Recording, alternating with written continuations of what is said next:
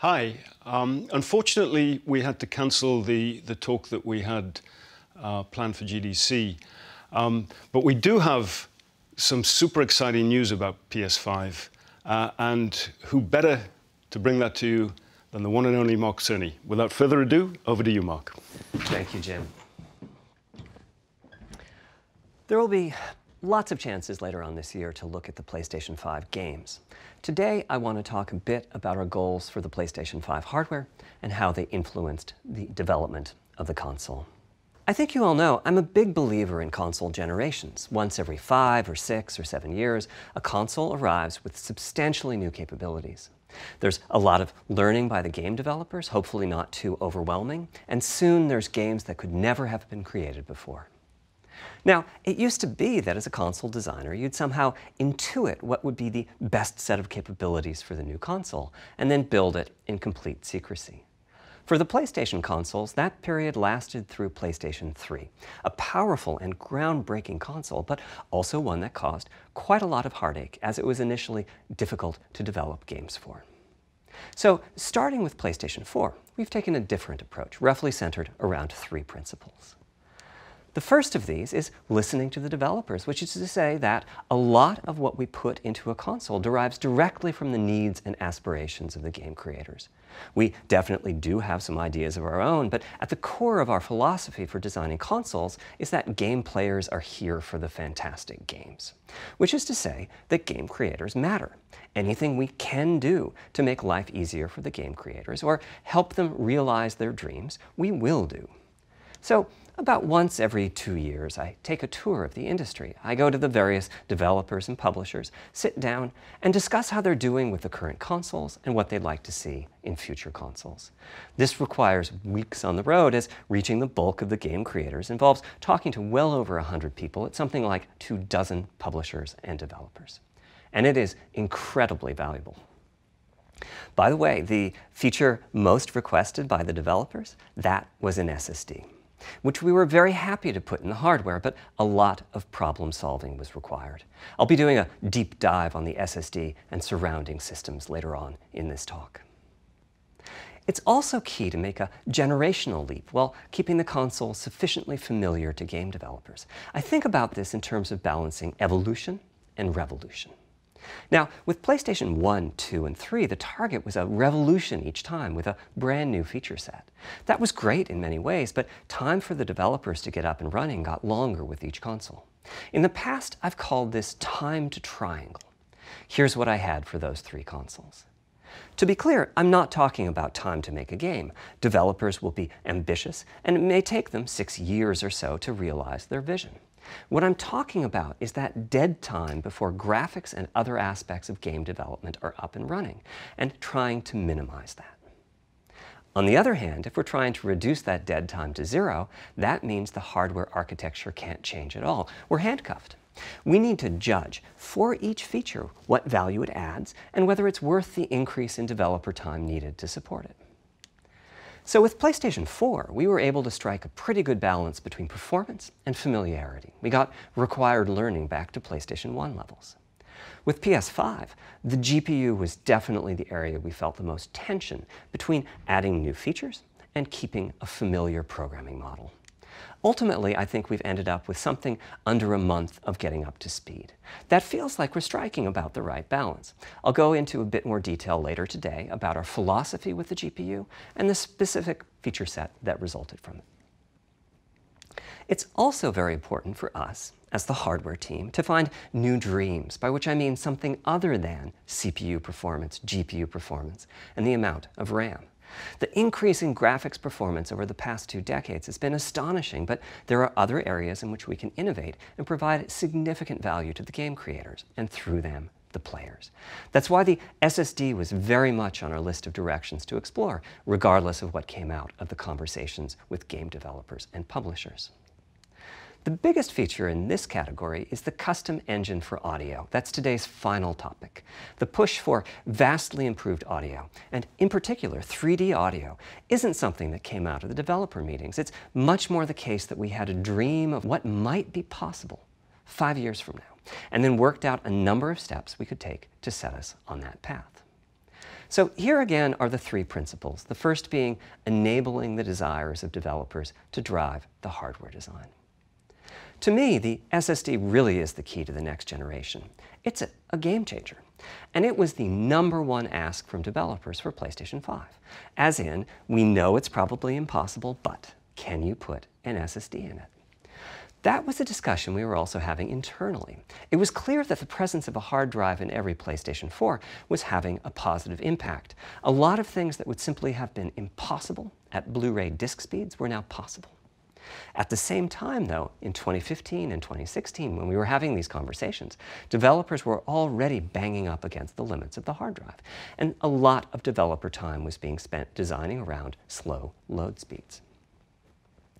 I want to focus in on just one number here, which is how long it takes to load a gigabyte of data from a hard drive. The difficulty being that hard drives are neither particularly fast nor flexible. If all your data is in one block, which is frankly not very likely, you can load 50 to 100 megabytes a second, depending on where the data is located on the hard drive. Let's assume it's on the outer edge, which means loading a gigabyte takes 10 seconds. If you compress your game packages, you can fit more data on the Blu-ray disc and also effectively boost your hard drive read speed by the compression ratio. We support zlib decompression on PlayStation 4 that gets you something like 50% more data on the disk and 50% higher effective read speed. Unfortunately, though, it's highly likely that your data is scattered around in various files on the hard drive, as well as sourced from multiple locations within those files. So lots of seeks are needed at 2 to 50-ish milliseconds each. My rule of thumb is that the hard drive is spending 2/3 of its time seeking and only 1/3 of its time actually loading data. Putting all of that together, a gigabyte is very roughly 20 seconds to load from a hard drive. Now, a gigabyte is not much data. Games are using 5 or 6 gigabytes of RAM on PlayStation 4, so boot times and load times can get pretty grim. Or to put that differently, as a player, you wait for the game to boot, wait for the game to load, wait for the level to reload every time you die, and you wait for what is euphemistically called fast travel. And all of that leads to the dream. What if we could have not just an SSD, but a blindingly fast SSD? If we could load 5 gigabytes a second from it, what would change? Now, SSDs are completely different from hard drives. They don't have seeks as such. If you have a 5 gigabyte a second SSD, you can read data from 1,000 different locations in that second, pretty much at speed. As for time to load a gigabyte, this is next gen we're talking about, so memory is bigger. Instead, we should be asking how long to load 2 gigabytes. And the answer is about 1/4 of a second. I mean, that's amazing. We're talking 2 orders of magnitude, meaning very roughly 100 times faster. Which means at 5 gigabytes a second for the SSD, the potential is that the game boots in a second. There are no load screens. The game just fades down while loading a half dozen gigabytes and fades back up again. Same for a reload. You're immediately back in the action after you die. And fast travel becomes so fast it's blink and you miss it. As game creators, we go from trying to distract the player from how long fast travel is taking, like those Spider-Man subway rides, to being so blindingly fast that we might even have to slow that transition down. Pretty cool, right? But for me, this is not the primary reason to change from a hard drive to an SSD. The primary reason for an ultra-fast SSD is that it gives the game designer freedom. Or to put that differently, with a hard drive, the 20 seconds that it takes to load a gigabyte can sabotage the game that the developer is trying to create. I think almost all of us in the room have experienced this, maybe in different ways. Say we're making an adventure game and we have 2 rich environments where we each want enough textures and models to fill memory, which you can do as long as you have a long staircase or elevator ride or a windy corridor where you can ditch the old assets and then take 30 seconds or so to load the new assets. Having a 30-second elevator ride is a little extreme. More realistically, we'd probably chop the world into a number of smaller pieces and then do some calculations with sight lines and run speeds like we did for Haven City when we were making Jak 2. The game is 20 years old, but not much has changed since then. All those twisty passages are there for a reason. There's a whole subset of level design dedicated to this sort of work, but still, it's a giant distraction for a team that just wants to make their game. So when I talked about the dream of an SSD, part of the reason for that 5 GB a second target was to eliminate loads, but also part of the reason for that target was streaming. As in, what if the SSD is so fast that as the player is turning around, it's possible to load textures for everything behind the player in that split second? If you figure that it takes half a second to turn, that's 4 GB of compressed data you can load. That sounds about right for next gen. Anyway, back to the hard drive. Another strategy for increasing effective read speed is to make big sequential chunks of data. For example, we might group all the data together for each city block. That removes most of the seeks, and the streaming gets faster. But there's a downside too, which is that frequently used data is included in many chunks and therefore is on the hard drive many, many times. Marvel's Spider-Man uses this strategy, and though it works very well for increasing the streaming speed, there's a massive duplication as a result. Some of the objects like mailboxes or news racks are on the hard drive 400 times. What I'm describing here are things that cramp a creative director's style. Either level design gets a little bit boring in places, or the data is duplicated so many times that it no longer fits on the Blu-ray disc. And you end up with hard limits on the player's run speed or driving speed. The player can't go faster than the load speed from the hard drive. And finally, I'm sure many of you have noticed that after a patch download, a PlayStation 4 will sometimes take a long time to install the patch. That's because when just part of a file has been changed, the new data can be downloaded pretty quickly. But before the game boots up, a brand new file has to be constructed that includes the changed portion. Otherwise, every change would add a seek or two. Even so, you can occasionally see this happening on game titles. They start to hitch once they get patched enough. With an SSD, though, no seeks, so no need to make brand new files with the changes incorporated into them, which means no installs as you know them today. There's yet one more benefit, which is that system memory can be used much more efficiently. On PlayStation 4, game data on the hard drive feels very distant and difficult to use. By the time you realize you need a piece of data, it's much too late to go out and load it. So system memory has to contain all of the data that could be used in the next 30 seconds or so of gameplay. That means a lot of the 8 GB of system memory is idle. It's just waiting there to be potentially used. On PlayStation 5, though, the SSD is very close to being like more RAM. Typically, it's fast enough that when you realize you need a piece of data, you can just load it from the SSD and use it. There's no need to have lots of data parked in system memory waiting to potentially be used. A different way of saying that is that most of RAM is working on the game's behalf. This is one of the reasons that 16 GB of GDDR6 feels right for PlayStation 5. The presence of the SSD reduces the need for a massive intergenerational increase in size. So back to the dream of the SSD. Here's the set of targets. Boot the game in a second. No load screens.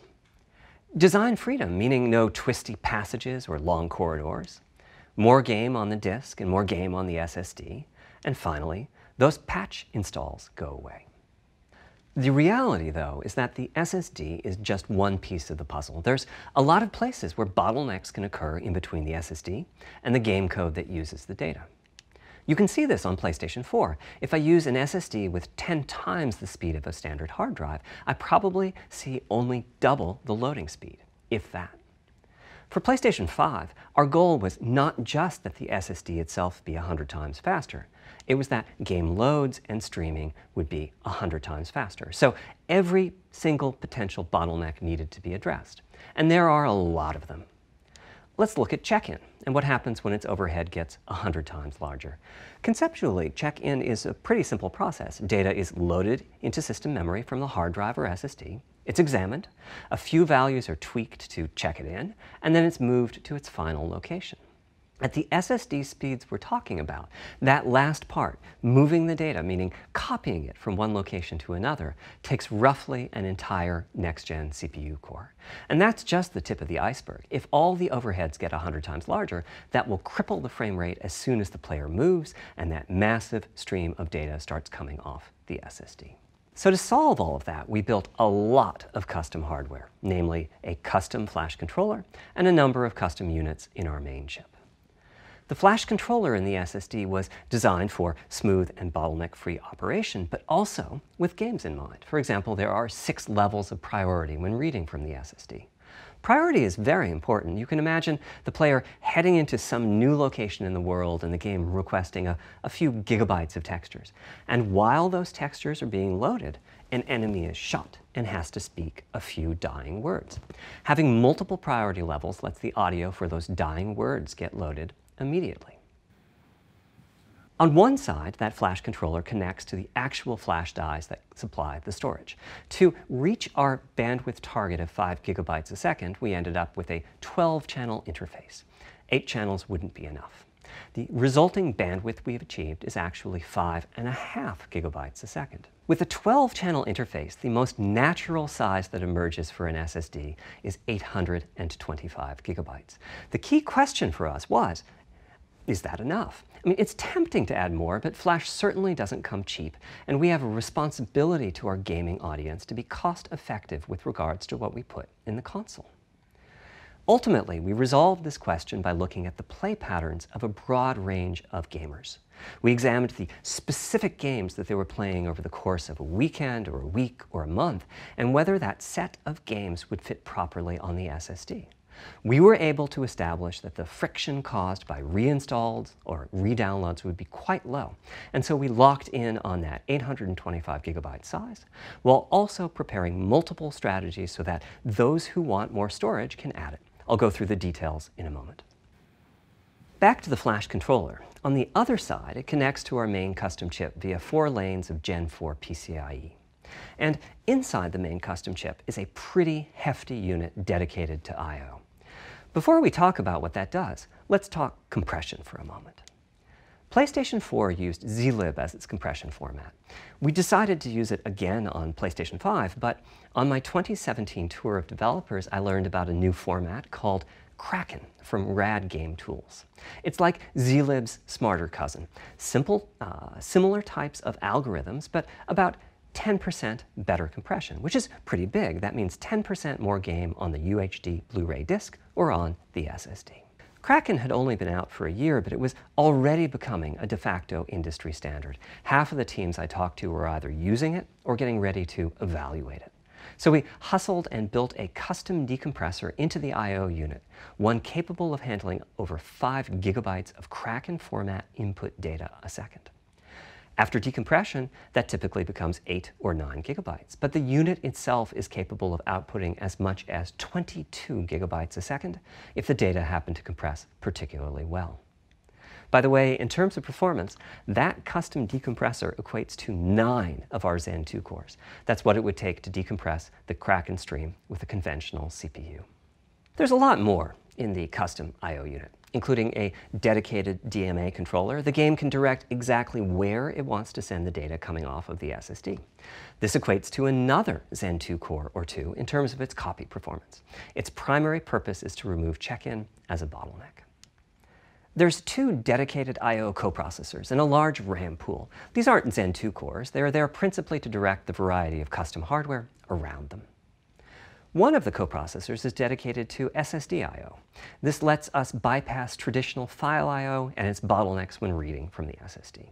The other is responsible for memory mapping, which I know doesn't sound like anything related to the SSD, but a lot of developers map and remap memory as part of file I/O, and this too can become a bottleneck. There are coherency engines to assist the coprocessors. Coherency comes up a lot in places. Probably the biggest coherency issue is stale data in the GPU caches. Flushing all of the GPU caches whenever the SSD is read is an unattractive option. It could really hurt the GPU performance. So we've implemented a gentler way of doing things, where the coherency engines inform the GPU of the overwritten address ranges, and custom scrubbers in several dozen GPU caches do pinpoint evictions of just those address ranges. The best thing is, as a game developer, when you read from the SSD, you don't need to know any of this. You don't even need to know that your data is compressed.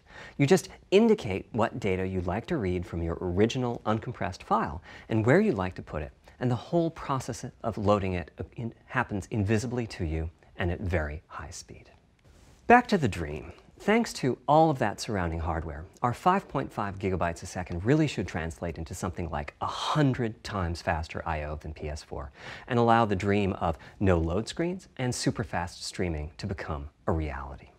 Having said that, expandability of our SSD is going to be quite important. Flash is costly, and you may very well want to add storage to whatever we put in the console. Now, the kind of storage you need depends on how you're going to use it. If you have an extensive PlayStation 4 library and you'd like to take advantage of backwards compatibility to play those games on PlayStation 5, then a large external hard drive is ideal. You can leave your games on the hard drive and play them directly from there, thus saving the pricier SSD storage for your PlayStation 5 titles, or you can copy your active PlayStation 4 titles to the SSD. If your purpose in adding more storage is to play PlayStation 5 titles, though, ideally you would add to your SSD storage. We will be supporting certain M2 SSDs. These are internal drives that you can get on the open market and install in a bay in the PlayStation 5. As for which ones we support and when, I'll get to that in a moment. They connect through the custom I/O unit just like our SSD does, so they can take full advantage of the decompression, I/O coprocessors, and all the other features I was talking about. Here's the catch, though. That commercial drive has to be at least as fast as ours. Games that rely on the speed of our SSD need to work flawlessly with any M2 drive. When I gave the Wired interview last year, I said that the PlayStation 5 SSD was faster than anything available on PC. At the time, commercial M2 drives used PCIe 3.0, and 4 lanes of that cap out at 3.5 gigabytes a second. In other words, no PCIe 3.0 drive can hit the required spec. M2 drives with PCIe 4.0 are now out in the market. We're getting samples and seeing 4 or 5 gigabytes a second from them. By year's end, I expect there will be drives that saturate 4.0 and support 7 gigabytes a second. Having said that, we are comparing apples and oranges, though, because that commercial M2 drive will have its own architecture, its own flash controller, and so on. For example, the NVMe specification lays out a priority scheme for requests that the M2 drives can use. And that scheme is pretty nice, but it only has 2 true priority levels. Our drive supports 6. We can hook up a drive with only 2 priority levels, definitely, but our custom I/O unit has to arbitrate the extra priorities rather than the M2 drive's flash controller. And so the M2 drive needs a little extra speed to take care of issues arising from the different approach. That commercial drive also needs to physically fit inside of the bay we created in PlayStation 5 for M2 drives. Unlike internal hard drives, there's unfortunately no standard for the height of an M2 drive, and some M2 drives have giant heat sinks. In fact, some of them even have their own fans. Right now, we're getting M2 drive samples and benchmarking them in various ways. When games hit beta as they get ready for the PlayStation 5 launch at year-end, we'll also be doing some compatibility testing to make sure that the architecture of particular M2 drives isn't too foreign for the games to handle. Once we've done that compatibility testing, we should be able to start letting you know which drives will physically fit and which drive samples have benchmarked appropriately high in our testing. It would be great if that happened by launch, but it's likely to be a bit past it, so please hold off on getting that M2 drive until you hear from us. Okay, back to our principles. Balancing evolution and revolution is the second of them. This was definitely a recurring theme with the GPU. We need new GPU features and capabilities. If we only have more performance, it's not really a new generation of console. Of course, many of these capabilities result in more performance. That's part of why a PlayStation 5 teraflop is more powerful than a PlayStation 4 teraflop. But we aren't just looking for the performance. We also need the ability to do something with the GPU that could not have been done before. And we need higher performance per watt. Every time we double the performance of some GPU component, we don't want to find out we've doubled the power consumed and the heat produced. But at the same time, we have to make sure the GPU can run PS4 games, and we have to ensure that the architecture is easy for the developers to adopt. Now, backwards compatibility was handled masterfully by AMD. They treated it as a key need throughout the design process. As our solution to adding new features without blindsiding developers, we made sure that if there were new significant features, it would be optional to use them. The GPU supports ray tracing, but you don't have to use ray tracing to make your game. The GPU supports primitive shaders, but you can release your first game on PlayStation 5 without making any use of them. Before I get into the capabilities of the GPU, I'd like to make clear 2 points that can be quite confusing. First, we have a custom AMD GPU based on their RDNA 2 technology. What does that mean? AMD is continuously improving and revising their tech. For RDNA 2, their goals were, roughly speaking, to reduce power consumption by re-architecting the GPU to put data close to where it's needed, to optimize the GPU for performance, and to add a new, more advanced feature set. But that feature set is malleable, which is to say that we have our own needs for PlayStation, and that can factor into what the AMD roadmap becomes. So collaboration is born. If we bring concepts to AMD that are felt to be widely useful, then they can be adopted into RDNA 2 and used broadly, including in PC GPUs. If the ideas are sufficiently specific to what we're trying to accomplish, like the GPU cache scrubbers I was talking about, then they end up being just for us. If you see a similar discrete GPU available as a PC card at roughly the same time as we release our console, that means our collaboration with AMD succeeded in producing technology useful in both worlds. It doesn't mean that we as Sony simply incorporated the PC part into our console. This continuous improvement in AMD technology means it's dangerous to rely on teraflops as an absolute indicator of performance, and CU count should be avoided as well. In the case of CPUs, we all understand this. The PlayStation 4 and PlayStation 5 each have 8 CPUs, but we never think that meant the capabilities and performance are equal. It's the same for CUs. For one thing, they've been getting much larger over time. Adding new features means adding lots of transistors. In fact, the transistor count for a PlayStation 5 CU is 62% larger than the transistor count for a PlayStation 4 CU. Second, the PlayStation 5 GPU is backwards compatible with PlayStation 4. What does that mean? One way you can achieve backwards compatibility is to put the previous console's chipset in the new console, like we did with some PlayStation 3s, but that's of course extremely expensive. A better way is to incorporate any differences in the previous console's logic into the new console's custom chips, meaning that even as the technology evolves, the logic and feature set that PlayStation 4 and PlayStation 4 Pro titles rely on is still available in backwards compatibility modes. One advantage of this strategy is that once backwards compatibility is in the console, it's in. It's not as if a cost down will remove backwards compatibility like it did on PlayStation 3. Achieving this unification of functionality took years of efforts by AMD, as any roadmap advancement creates a potential divergence in logic. Running PS4 and PS4 titles at boosted frequencies has also added complexity. The boost is truly massive this time around, and some game code just can't handle it. Testing has to be done on a title-by-title basis. Results are excellent, though. We recently took a look at the top 100 PlayStation 4 titles as ranked by playtime, and we're expecting almost all of them to be playable at launch on PlayStation 5. With regards to new features, as I said, our strategy was to try to break new ground, but at the same time not to require use of the new GPU capabilities. For more than a decade, GPUs have imposed a restriction on game engines. Software handles vertex processing, but for the most part, dedicated hardware is responsible for the triangles and other geometry that the vertices form. That means it's not possible to do even basic optimizations, such as aborting processing of a vertex if all geometry that uses it is off-screen. PlayStation 5 has a new unit called the Geometry Engine, which brings handling of triangles and other primitives under full programmatic control.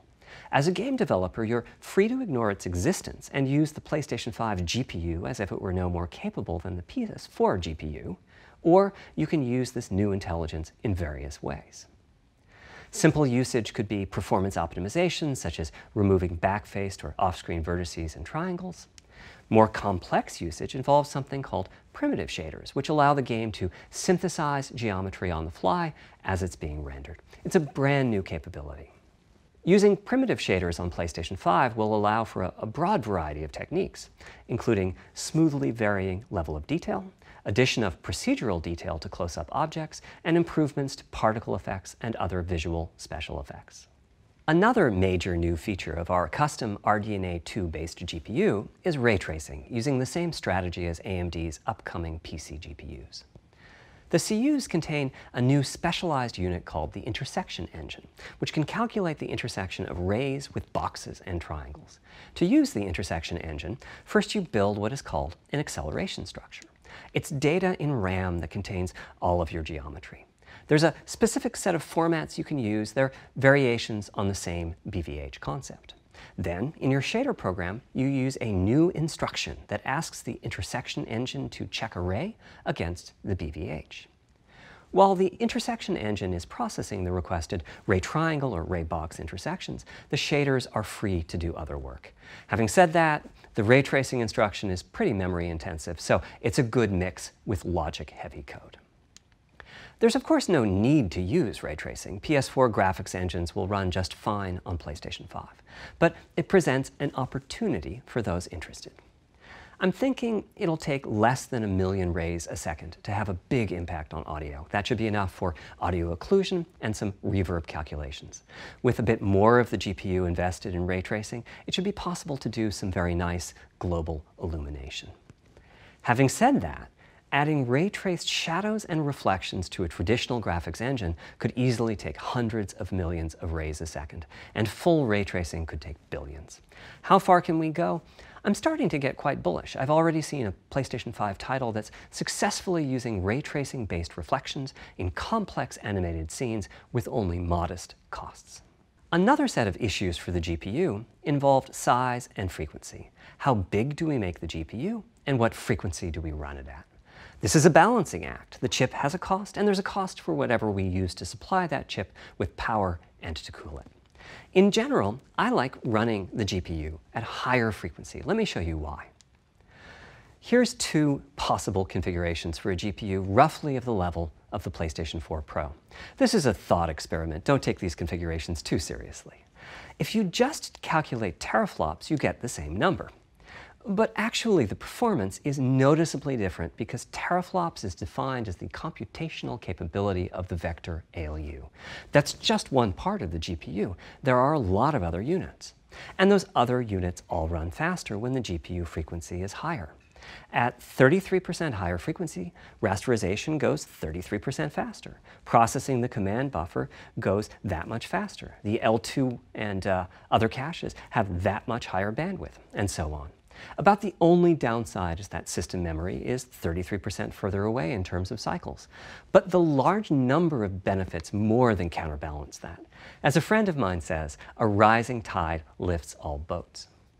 Also, it's easier to fully use 36 CUs in parallel than it is to fully use 48 CUs. When triangles are small, it's much harder to fill all those CUs with useful work. So there's a lot to be said for faster, assuming you can handle the resulting power and heat issues, which frankly, we haven't always done the best job at.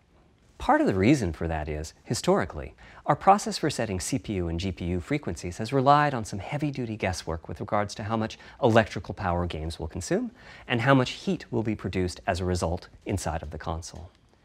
Power consumption varies a lot from game to game. When I play God of War on my PS4 Pro, I know the power consumption is high just by the fan noise. But power isn't simply about engine quality. It's about the minutiae of what's being displayed and how. It's counterintuitive, but processing dense geometry typically consumes less power than processing simple geometry, which is I suspect why Horizon's map screen, with its low triangle count, makes my PS4 Pro heat up so much. Our process on previous consoles has been to try to guess what the maximum power consumption during the entire console lifetime might be, which is to say, the worst case scene in the worst case game, and prepare a cooling solution that we think will be quiet at that power level. If we get it right, fan noise is minimal. If we get it wrong, the console will be quite loud for the higher power games, and there's even a chance that it might overheat and shut down if we misestimate power too badly. PlayStation 5 is especially challenging because the CPU supports 256-bit native instructions that consume a lot of power. These are great here and there, but presumably only minimally used. Or are they? If we plan for major 256-bit instruction usage, we need to set the CPU clock substantially lower or noticeably increase the size of the power supply and fan. So, after much discussion, we decided to go with a very different direction on PlayStation 5. We built a GPU with 36 CUs. Mind you, RDNA 2 CUs are large. Each has 62% more transistors than the CUs we were using on PlayStation 4. So if we compare transistor counts, 36 RDNA 2 CUs equates to roughly 58 PlayStation 4 CUs. It is a fairly sizable GPU. Then we went with a variable frequency strategy for PlayStation 5, which is to say we continuously run the GPU and CPU in boost mode. We supply a generous amount of electrical power and then increase the frequency of GPU and CPU until they reach the capabilities of the system's cooling solution. It's a completely different paradigm. Rather than running at constant frequency and letting power vary based on the workload, we run at essentially constant power and let the frequency vary based on the workload. We then tackled the engineering challenge of a cost-effective and high-performance cooling solution designed for that specific power level. In some ways, it becomes a simpler problem because there are no more unknowns. There's no need to guess what power consumption the worst-case game might have. As for the details of the cooling solution, we're saving them for our teardown. I think you'll be quite happy with what the engineering team came up with. So, how fast can we run the GPU and CPU with this strategy?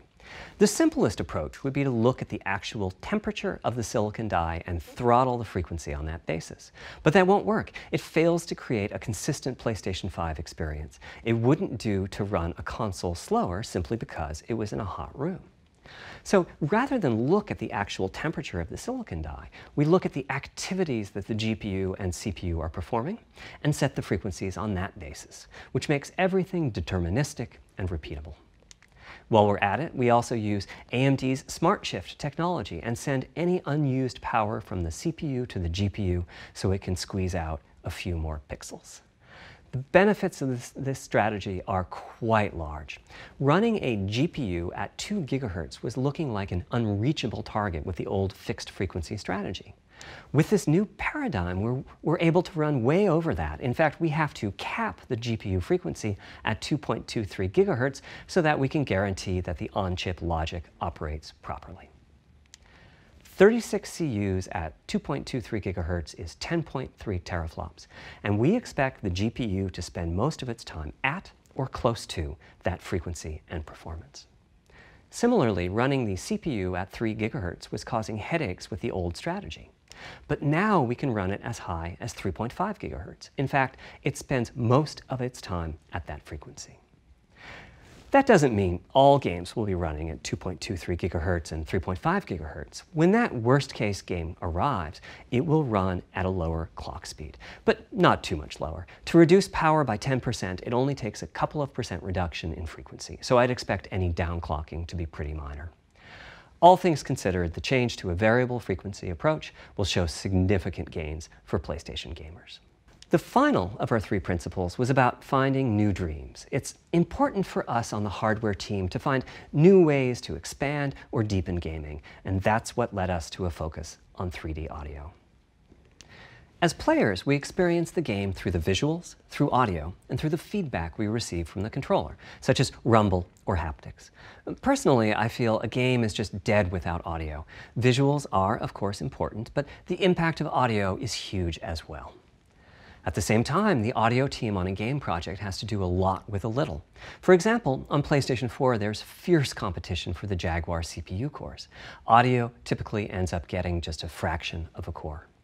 That's not much of a computational resource, particularly when you consider that the visuals run at 30 or 60 frames a second, but audio processing needs to happen at almost 200 times a second. So it's been tough going making forward progress on audio with PlayStation 4, particularly when PlayStation 3 was such a beast when it came to audio. The SPUs in Cell were almost a perfect device for audio rendering. Simple pipelined algorithms could really take advantage of asynchronous DMA and frequently reached 100% utilization of the floating point unit. There's unfortunately nothing comparable on PlayStation 4. Probably the most dramatic progress in the PlayStation 4 generation has been with virtual reality. The PSVR hardware has its own audio unit. It supports about 50 pretty decent 3D sound sources. And this provided a hint as to where we could go with audio, as well as some valuable experience. Not to oversimplify, but here were our goals for audio on PlayStation 5. The first goal was great audio for everyone, not just VR users or soundbar owners or headphone users. That meant audio had to be part of the console. It couldn't be a peripheral. The second goal was to support hundreds of sound sources. We didn't want developers to have to pick and choose what sounds would get 3D effects and which wouldn't. We wanted every sound in the game to have dimensionality. And finally, we wanted to really take on the challenges of presence and locality. Now, when we say presence, we mean the feeling that you're actually there. You've entered the matrix. It's not, of course, something we thought we could perfectly achieve, but the idea was that if we stopped using just a rain sound and instead used lots of 3D audio sources for raindrops hitting the ground at all sorts of locations around you, then at some point your brain would take a leap and you'd begin to have this feeling of real presence inside the virtual world of the game. This has the capacity to affect your appreciation of the game, just like music in a game does. The concept of locality is simpler. It's just your sense of where the audio is coming from, to the right of you, behind you, above you. This can immerse you further in the game, and it can also directly enhance the gameplay. To use Dead Space as an example, I know, old school, you're fighting enemies in fairly dark, spooky locations. Back in the day, if you played the game using the TV speakers, you could tell that there was one last enemy growling and hunting you down, but it was difficult to tell quite where that enemy was. With headphones, you could tell that the enemy was somewhere on the right, which let you deduce, if you couldn't see it, that it must be somewhere behind and to your right. But with 3D audio with good locality, the idea is you know the enemy is precisely there, and you turn and you take it out. So, how do we know where a sound is coming from in the first place? Well, all those bumps and folds in the ear have a meaning, evolutionarily speaking. Based on what direction the sound is coming from, sound waves bounce around inside the ear, there's some constructive and destructive interference, and the result is a change in volume. The phase of the sound also shifts, depending on what path the sound wave took to reach the ear canal. These volume changes and phase shifts are different for each direction and also vary depending on the frequency of the sound. Head size and head shape also impact the sound in a similar fashion. The way that the sound changes, based on direction and frequency, can be encoded in a table called the Head-Related Transfer Function, or HRTF. Here's part of one. The vertical axis is the frequency. The horizontal axis is the direction, front, back, left, right, and the color gives the degree of attenuation of the sound at that frequency. The HRTF is as unique to an individual as a fingerprint is. In fact, you're looking at mine right now. Here's how we measure an HRTF. We've taken hundreds of people through this process. We put a microphone in the subject's left and right ear canals, and then sit the subject down in the middle of an array of 22 speakers. We then play an audio sweep from each speaker as we rotate the subject. In the course of 10 or 20 minutes, we're able to sample the HRTF at over 1,000 locations. Using an HRTF when rendering audio creates unparalleled quality, but it's computationally expensive. The simplest way to use an HRTF is to process a sound source to make it appear as if it's coming from one of those 1,000 locations we sample. Unfortunately, the processing has to be done in frequency domain rather than time domain, so there's multiple fast Fourier transforms needed for every sound source for every audio tick. That's a lot of multiplies. This computational complexity was the determining factor for our strategy. It meant we had to bite the bullet and design and build a custom hardware unit for 3D audio. Collectively, we're referring to the hardware unit and the proprietary algorithms we run on it as Tempest 3D Audio Tech. The meaning of 3D audio and technology should be pretty obvious here. As for Tempest, I feel it really reflects our goals with audio. It suggests a certain intensity of experience and also hints at your presence within it. We're calling the hardware unit that we built the Tempest engine. It's based on AMD's GPU technology. We modified a compute unit in such a way as to make it very close to the SPUs in PlayStation 3. Remember when I said that they were ideal for audio? So the Tempest engine has no caches, just like an SPU. All data access is via DMA, just like an SPU. Our target was that it would have more power than a CPU, thanks to the parallelism that a GPU can achieve, and that it would be more efficient than our GPU, thanks to the SPU-like architecture. The goal being to make possible near 100% utilization of the CU's vector units. Where we ended up is a unit with roughly the same SIMD power and bandwidth as all 8 Jaguar cores in the PlayStation 4 combined.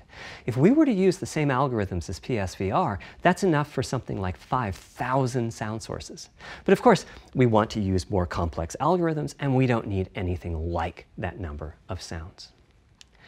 It would have been wonderful if a simpler strategy, such as using Dolby Atmos peripherals, could have achieved our goals, but we wanted 3D audio for all, not just those with licensed soundbars or the like.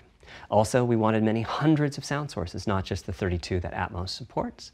And finally, we wanted to be able to throw an overwhelming amount of processing power at the problem, and it wasn't clear what any peripheral might have inside of it.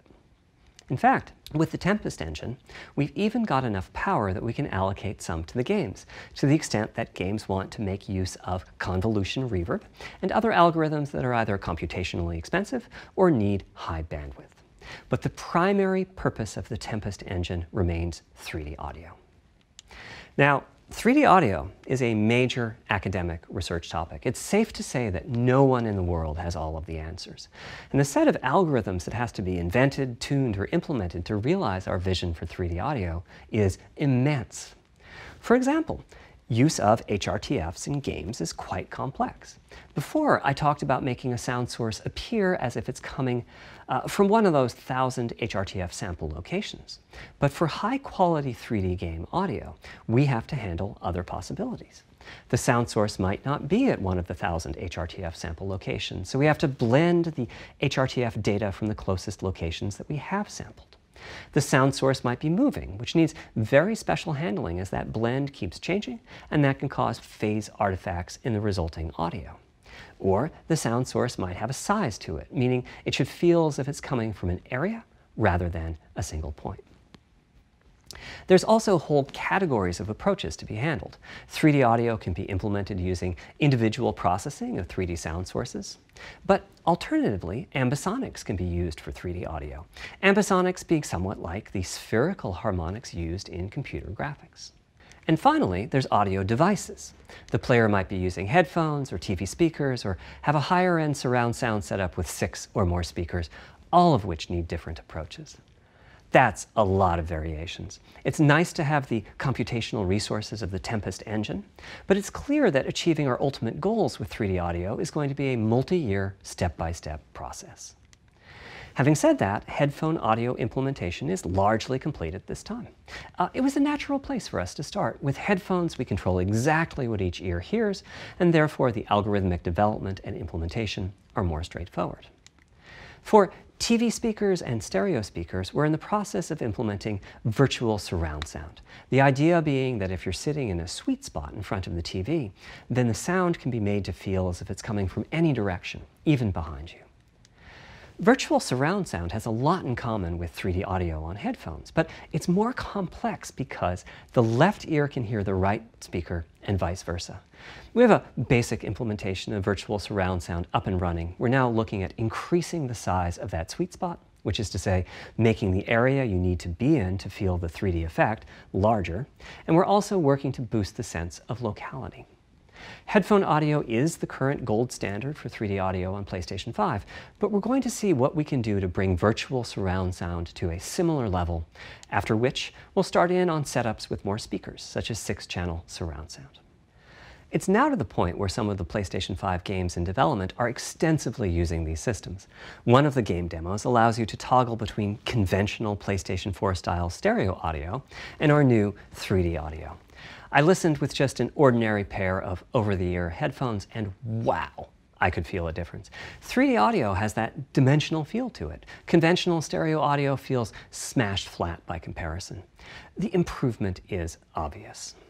So, a big advancement, but have I entered the matrix? Does my brain believe I'm really there, like I was talking about earlier when I explained our target of presence? Well, the answer is no, but you've probably caught on to what's missing here, namely whose HRTF was being used. It wasn't mine, it was the default HRTF. The audio team analyzed the hundreds that they measured and chose the one they felt was the closest fit to the total game-playing audience. This shows a piece of the default HRTF on the left and my HRTF on the right. You can see that the general features are much the same, but the details are quite different. With the default HRTF, as I said, the 3D audio sounds pretty great. When I use my HRTF, though, the audio reaches a higher level of realism, which is to say that when using headphones and my HRTF, I occasionally get fooled and even think a sound is coming from the real world when it's actually coming from the game. A corollary to this is that there are a few people whose HRTFs are sufficiently far from the default HRTF, that's the red dot here, that they can toggle between PS4 style and PS5 style audio and not sense much difference. I've had a few people describe the PlayStation 5's 3D audio as sounding like a bit better stereo audio. Presumably they're the ones at the very edges of this diagram. Which means what HRTF you're using is key. I'd like everyone to be able to experience what I'm experiencing, but obviously it's not possible to measure the HRTF of every PlayStation user. That means HRTF selection and synthesis are going to be big topics going forward as the Tempest technology matures. At PlayStation 5 launch, we'll be offering a choice of 5 HRTFs. There's a simple test where you pick the one that gives you the best locality. That's just the first step, though. This is an open-ended research topic. Maybe you'll be sending us a photo of your ear, and we'll choose a neural network to pick the closest HRTF in our library. Maybe you'll be sending us a video of your ears and your head, and we'll make a 3D model of them and synthesize the HRTF. Maybe you'll play an audio game to tune your HRTF. We'll be subtly changing it as you play and home in on the HRTF that gives you the highest score, meaning that it matches you the best. This is a journey we'll all be taking together over the next few years. Ultimately, we're committing to enabling everyone to experience that next level of realism. Hopefully, I've been able to illustrate a bit about our design and decision-making process today and why PlayStation 5 has the feature set that it does. Now comes the fun part. We get to see how the development community takes advantage of that feature set. I'm hoping for the completely unexpected. Will it come from audio, ray tracing, the capabilities of the SSD, or something else? I guess we'll find out soon enough. Thank you for your time today.